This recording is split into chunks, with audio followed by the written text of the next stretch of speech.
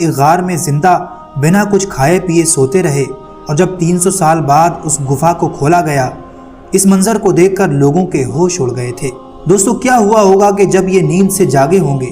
اور اس بارے میں سائنس نے جو حیران کرنے والی ریسرچ کی ہے، آج یہ سن کر آپ کا ایمان تازہ ہو جائے گا۔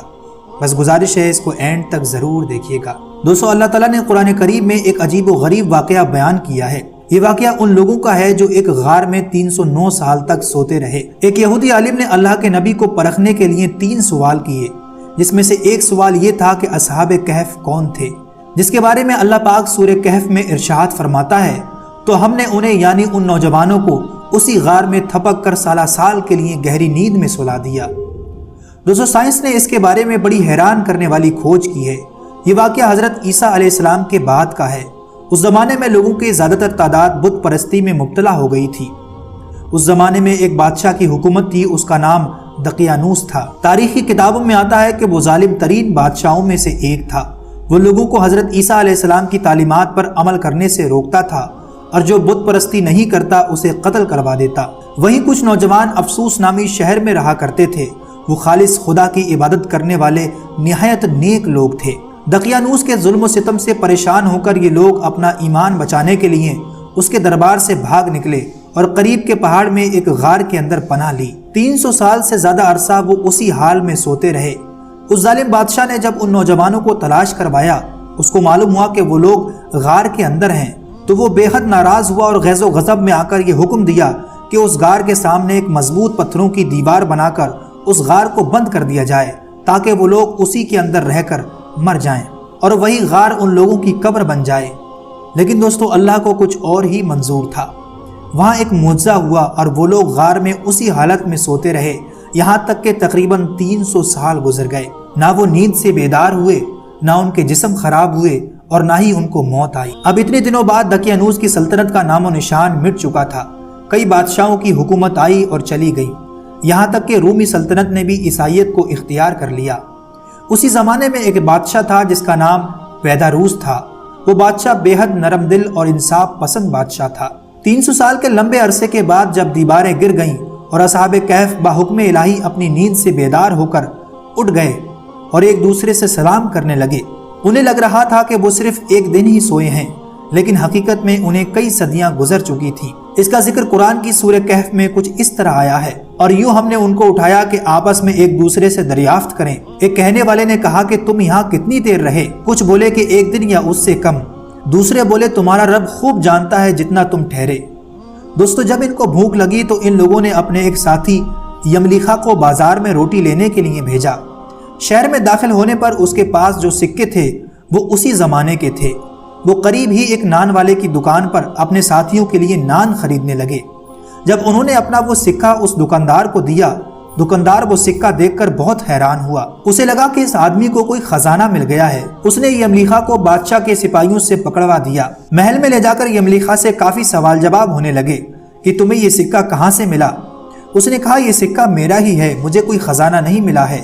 اور جب یملیخا نے دقیانوس کا نام لیا تو سپاہیوں نے کہا کہ اس نام کا تو کوئی بادشاہ آس پاس کی سلطنت میں موجود نہیں ہے۔ ہاں، سینکڑوں سال پہلے اس نام کا ظالم بادشاہ ہوا کرتا تھا۔ یملیخا نے کہا کہ ہم تو کل ہی اس بادشاہ سے جان بچا کر بھاگے تھے، اور یہاں قریب ہی ایک غار ہے جس میں میرے اور بھی ساتھی چھپے ہوئے ہیں۔ یملیخا کی آنکھوں میں سچائی جھلک رہی تھی۔ ان کی بات مان کر کافی سارے لوگ اور سپاہی اس غار تک پہنچے، اور انہوں نے واقعی اس نوجوان کے اور ساتھیوں کو بھی وہاں پر پایا۔ اس بات کی خبر جب ان کے بادشاہ بیداروس کو ہوئی، بادشاہ فوراً اپنے بڑے بڑے علماء اور پادریوں کو لے کر وہاں آ پہنچا۔ دراصل بیداروس نے اپنے باپ داداؤں سے ان نوجوانوں کے قصے کے بارے میں سن رکھا تھا۔ انہیں یہ لوگ اصحاب کہف کے نام سے جانتے تھے۔ 300 سال پہلے بت پرستی سے اپنے ایمان کو بچانے کے لیے وہ اس غار میں آ کر چھپ گئے تھے اور انہیں وہیں بند کر دیا گیا تھا۔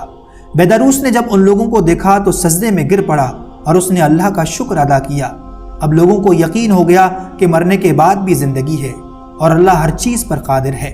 اس سب کے بعد دوستو، اصحاب کہف نے لوگوں کو الوداع کہا اور اسی غار میں جا کر سو گئے، اور اسی حالت میں اللہ نے ان کی روح کو قبض کر لیا۔ اور اس میں کوئی شک نہیں کہ اصحاب کہف کا اتنے لمبے سمے تک سوتے رہنا اللہ کے معجزوں میں سے ایک معجزہ تھا۔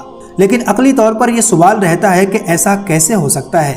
ایک انسان 300 سال تک زندہ بھی رہے اور سوتا بھی رہے اور ان کے جسم بھی تر و تازہ رہیں۔ आखिर कैसे? दोस्तों आज की साइंटिफिक खोज असहाब कहफ के इस वाक़े की सदाकत को बयान करती है। वैज्ञानिक इस वाक़े को जिस मौजू से जोड़ते हैं उसको हाइबरनेशन कहते हैं। दोस्तों साइंस कहती है कि हाइबरनेशन एक ऐसा अमल है जिसके जरिए दुनिया के तकरीबन 2000 जानदार मौसम की सख्तियों और खुराक की कमी और मौत से बचने के लिए बहुत गहरी और लंबी नींद में सो जाते हैं। इसी लंबी नींद का नाम दरअसल साइंटिफिक टर्म में हाइबरनेशन होता है। और जो जानदार इस अमल को करते हैं उनमें पाया गया है कि उनकी दिल की धड़कन 95% तक कम हो जाती है और जो हम ऑक्सीजन सेकंड में ले रहे होते हैं उनके अंदर उसकी स्पीड मिनट में हो जाती है। जिस्म के अंदर जो हरारत होती है वो ठंडी होकर कम हो जाती है। हाइबरनेशन प्रोसेस के दौरान जानदार के जिस्म की ग़िज़ाई ज़रूरत उसके जिस्म की चर्बी और कुछ सेल्स पूरा करते हैं। इसके चलते किसी भी जानदार का मेटाबोलाइन दूसरों के मुकाबले में इंतहाई सुस्त हो जाता है। आसान लफ्ज़ों में कहें तो हाइबरनेशन के दौरान जानदार की उम्र तकरीबन बढ़ना रुक जाती है। इस दुनिया में सबसे लंबा हाइबरनेशन करने वाला जानदार एक चमगादड़ है जो 344 दिन यानी तकरीबन 1 साल तक बिना कुछ खाए पिए एक जगह पर सोता रहा। अब दोस्तों आप कुरान पाक के इन चंद जुमलों पर गौर करें तो हमने गार में कई सालों तक उनके कानों पर नींद का पर्दा डाले रखा था। इसका इशारा दोस्तों हमारे कानों पर है। दरअसल हमारे कानों में एक हिस्सा होता है जो इंसान के सोते वक्त किसी खतरनाक आवाज़ या शोर को पहचानता है और इंसान के दिमाग को सिग्नल भेजता है जिससे इंसान की नींद टूट जाती है और वो चौंक कर उठ जाता है। मगर असहाब कहफ के मामले में वो हिस्सा मुकम्मल तौर पर अल्लाह के हुक्म से रुक चुका था और सूरज की रोशनी इस गार पर ना पड़ने की वजह से वो गार सारा अरसा ठंडी रही। दोस्तों साइंस मानती है कि सोया हुआ शख्स अगर ज़्यादा देर तक करवट ना बदले तो खून का बहाव रुकने और प्रेशर की वजह से जिस्म पर बड़े बड़े जख्मों और बीमारी का शिकार हो सकता है जिसे प्रेशर अल्सर कहते हैं। मगर कुरान मजीद फुरकान हमीद कहता है कि असहाब कहफ की करवट बाकायदा बदलाई जाती रही और वो इस बीमारी से महफूज रहे। दोस्तों साइंस की ये तहकीक काफ़ी हद तक आज असहाब कहफ के उस वाक़े से मेल खाती है। साइंस जो भी तहकीक करे मगर हमारा ईमान तो कुरान पर है। अल्लाह हम सबको इस पर अमल करने की तौफीक अता फरमाए।